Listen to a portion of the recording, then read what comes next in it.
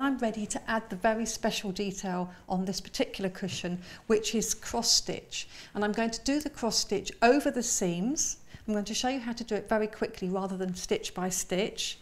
And I'm going to use a white thread. Of course, you could use a coloured thread as well. So I'll show you how that looks. So just a real contrast to make it a real splash of colour that could perhaps pick out some tone in your decor. But the first thing to do is to press those seams, and you should always press a seam before you stitch over it again.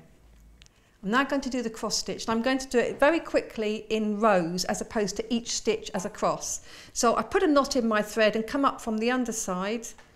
The seam is down here, so I'm just going to go across, and I'm actually doing stitches that are going to be quite big, and they are about 1/4 inch or 6 millimeters either side of the seam.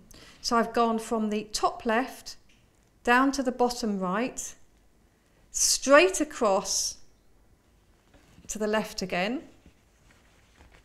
pull that through and go down again. And so I'm just going to start off with a series of diagonal lines. And I keep on going down, and you can do all of the seams, some of the seams. You can do this in a thread colour like I have done here, which is a white to pick up the white stripe, or of course you can do it in a contrast colour.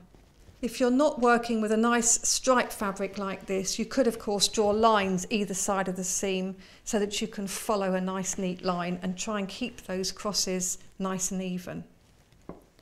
So if I just do one more, and then I'll start going back the other way just to show you how to get the cross stitch. So I would go all the way down, but I'm just going to show you how to get the cross. So having gone to the bottom, I'm going to go back up. So this time I'm going from the bottom left to the top right, almost in the same hole that I made for the last diagonal, and then across. Bottom, top right, and across. So as I'm pulling it through, I'm trying not to pull it too tight. So every now and then I'm patting it. Now I'm using embroidery floss, and I'm using the 6 strands. In the pattern it says to use 3 strands, so you could use it finer.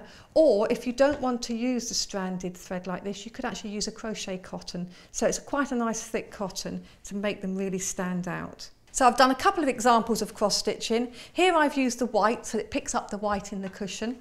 And here I've used a real contrast of red to really zing out. So it's entirely up to you what you do. And also the size of the cross stitches. So here they're fairly small and neat. They've been pressed as well. Or on the white again, you can see they're bigger. So again, you decide, that's up to you. It's the beauty of making your own things.